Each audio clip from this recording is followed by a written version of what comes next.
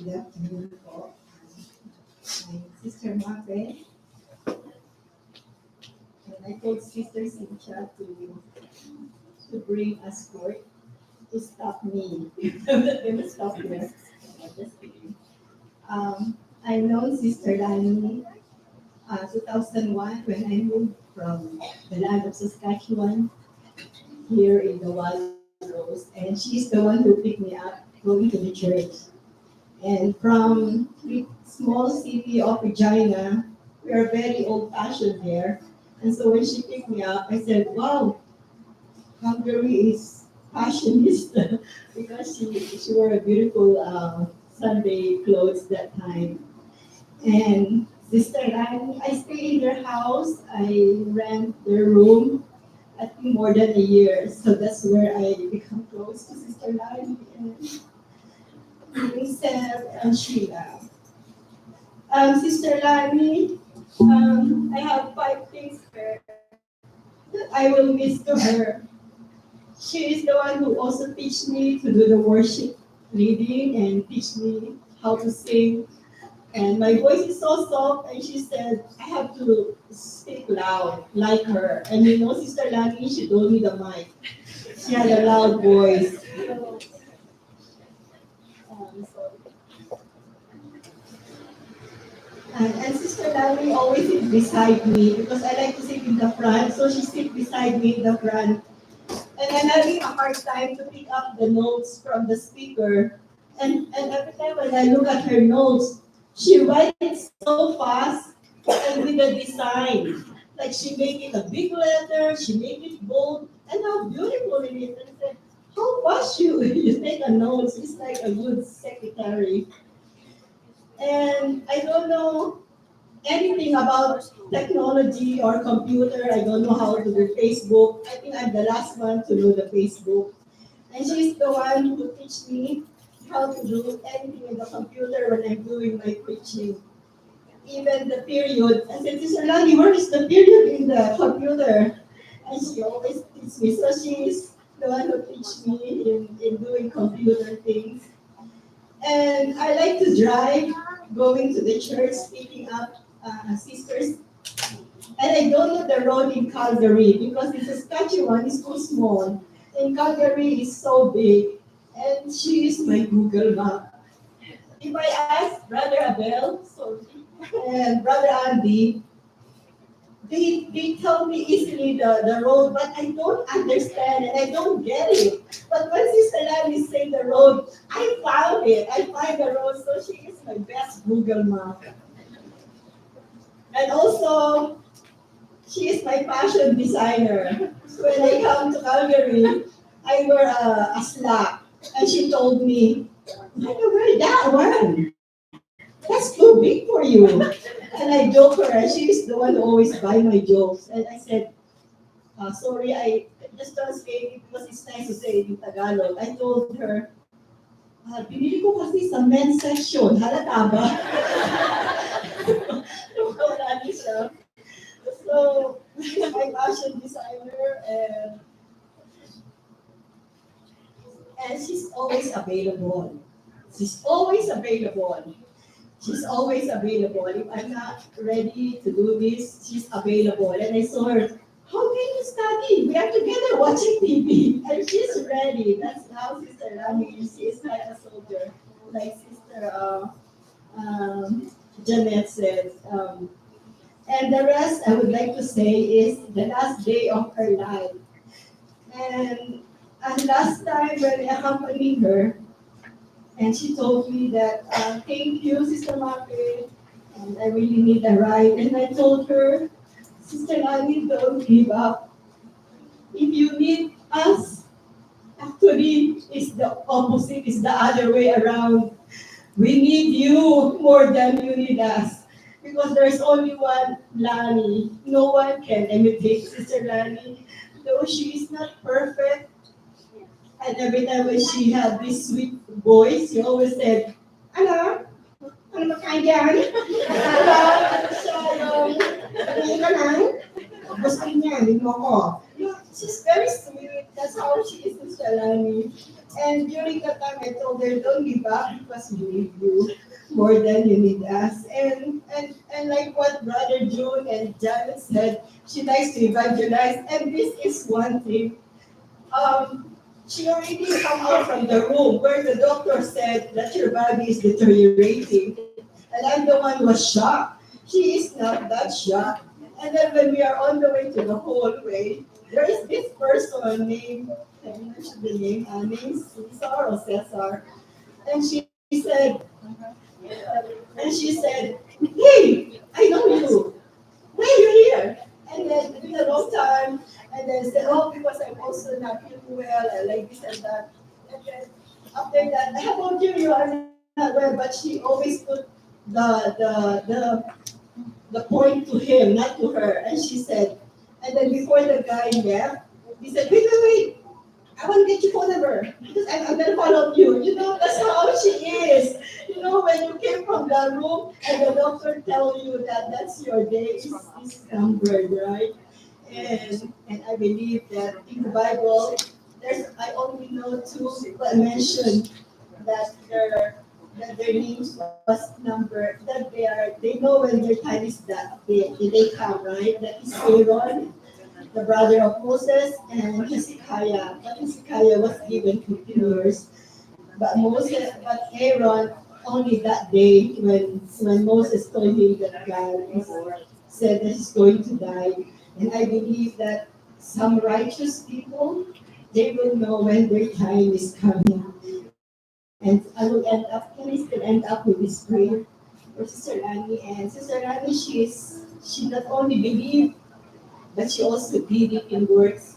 She did it with deeds. In the last few days of her life, she prayed, she encouraged, and the last one, the great commandments or the great mitzvah, she scored the dead. Three funerals, I think she went through. She went, right? Tatiana, Ethan, and Sister Sally's mom. So that's how she did a good deeds, even in the last breath of his life. So I want to read this uh, hymnal or a poem for Sister Lanie and to the family. Master of the universe, who reigned before any form was created, at the time when his will brought all into being, then as king was his name proclaimed. After all has ceased to be, he, the awesome one, will reign alone.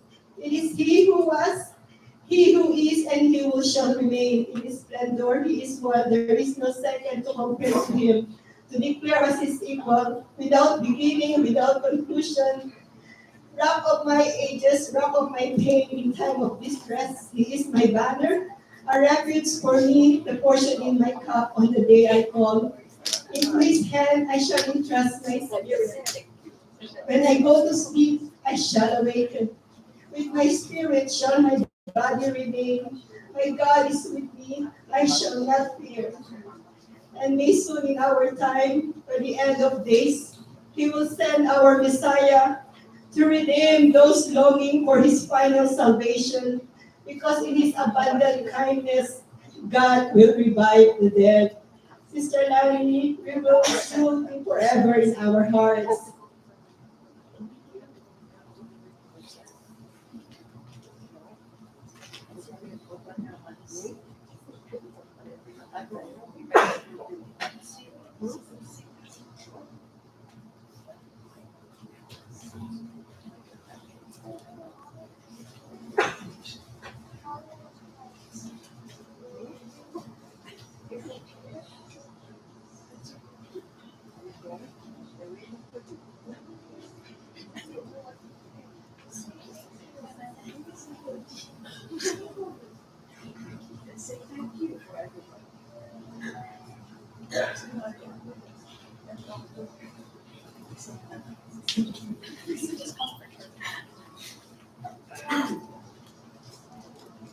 Well, I really don't know what to say, but just to say thank you to everybody. Love and care for her. It's not supposed to be this way. She's really going to go.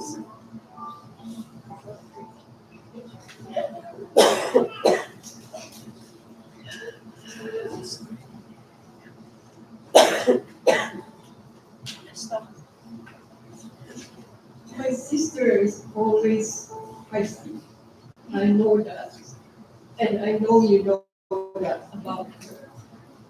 She's strong-willed, and when she wants something, she'll go for it. The only thing that she would want me to do is about religion. We don't, at first we don't see eye to eye. Okay? Her pay is, I asked her, why did you go as a Christian? And then he said, I know Catholic is almost the same. So that's what I really like about her, is her faith with Jesus. I don't know what to say. Just thank you. Thank you for caring for her, especially during her illness.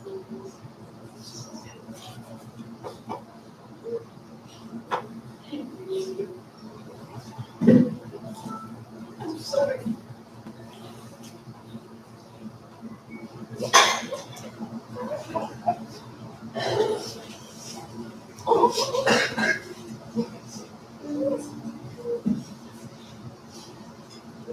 Thank you, Miguel, Jen, Ate Mate, and today. It's really wonderful to remember the good things about a person. And the last time she asked us when we were there on her birthday was Nilupak. I'm like, was Nilupak? I remember in the offer that she was praying. I'm like, Ate Mape, where are we going to get the Nilupak at this hour? Like, it's already late in the afternoon. And it's just amazing that when we were there, it was her birthday, and um, I asked her, because she didn't see her for a long time. She told me everything that happened from the beginning when she was writing notes and everything, the very day when it all started. And I told her, I'm like, Lanie, how come you're supposed to be encouraging me? I'm the one encouraged by your strong faith, your resilience. It's amazing to see a person who's so, even though she knows what's coming, and then she has the courage to arise from the circumstance. Ate said that she's too young to go. But the book of Isaiah 57 verses 1 and 2, good people pass away. Now I saw Ate Judith. I remember this. The godly often die before their time. But no one seems to care or wonder why. No one seems to understand that God is protecting them from the evil time. For those who follow godly paths, will rest in peace one day.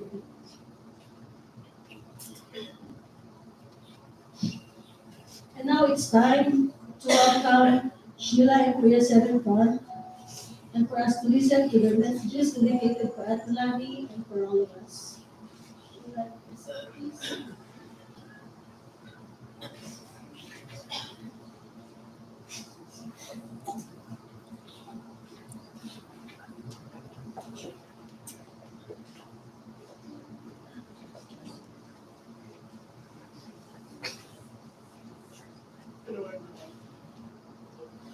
Thank you for coming today. Your presence means as much to us. I remember the first time I met Sister Lanie. It was in the early 90s. when we were having a Bible study. The first time I laid my eyes on her, I said, "This is the one I'm going to be."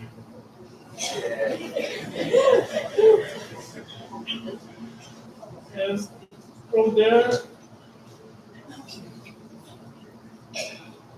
we were inseparable. And I will miss most about you is your fighting spirit. I won't have any more to fight with or drag me there. But your grandchildren have your fighting spirit. And no more going to garage sale or something, or walking in the mall on your favorite store, the winners.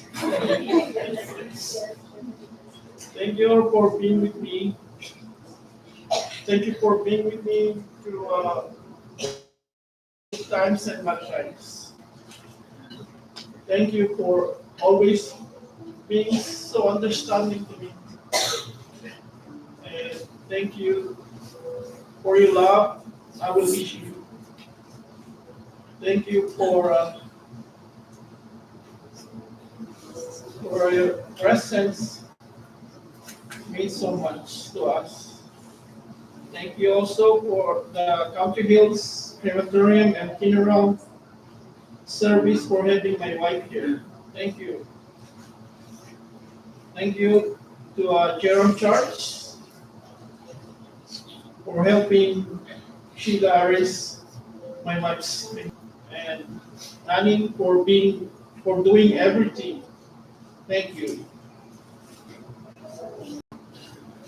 Thank you for everything. In Jesus' name. Amen.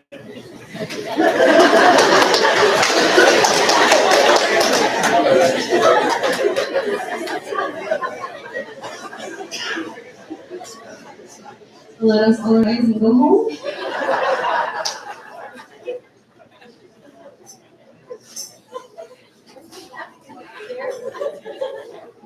Okay, it's my turn. I actually didn't prepare a speech until 3 a.m. this morning. So if it's all over the place, bear with me. But yeah.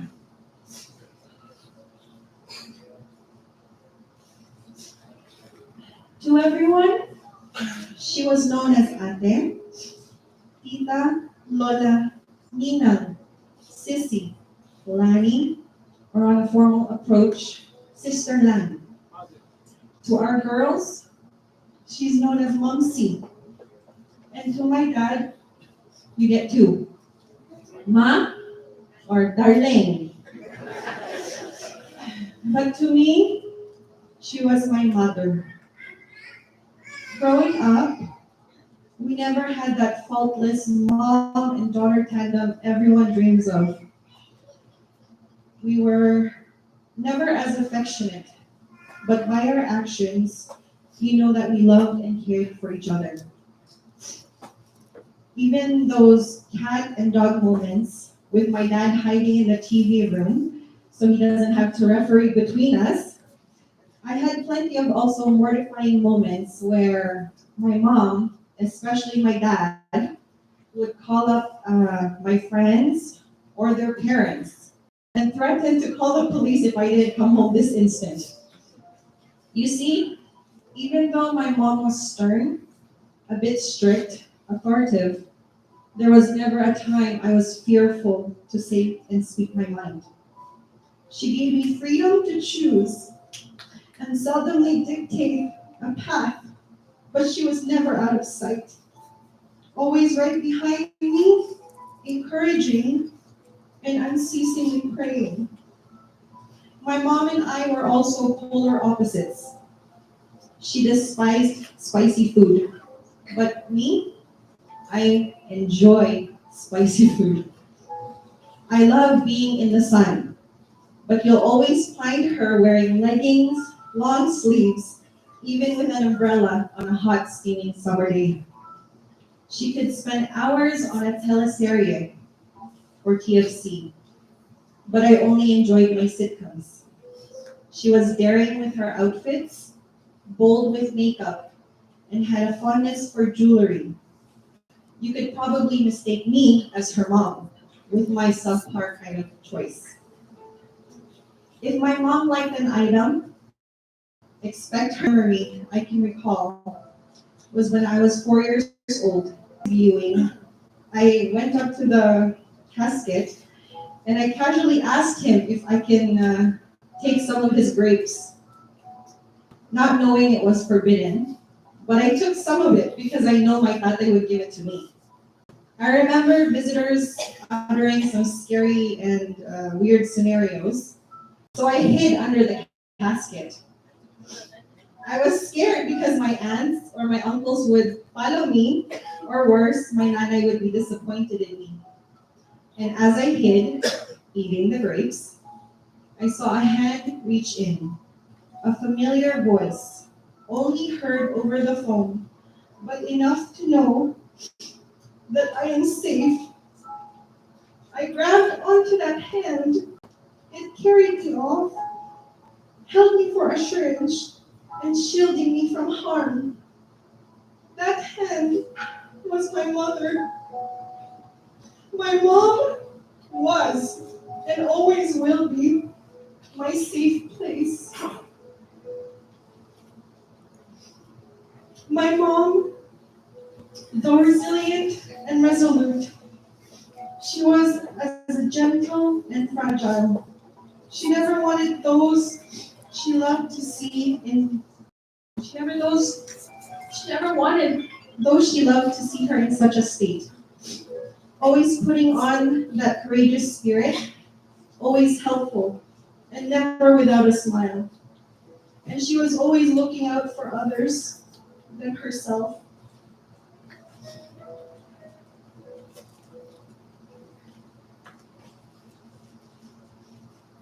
And today, my dad, you're also diligent, sympathetic, and understanding.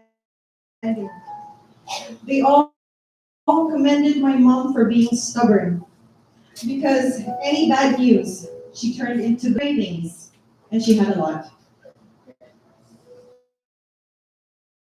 And who would also personally drop it off. Thank you for making my mom's finicky stomach and her church mates. Thank you for praying with her and for her, uplifting her spirits and encouraging her because of that. Praising my mom for being the older sister she's always dreamed of and she needed, always longed for. Thank you for taking care of her the way you did, and thank you for taking care of me and my dad. Of strength that even on her last days, she sourced up all her energy just to shout your name. Bok Bok, stop it. Thank you for enduring the trials, everything I needed to say. Those nights we were alone. And I know you were conversing with me through your tight hand grasps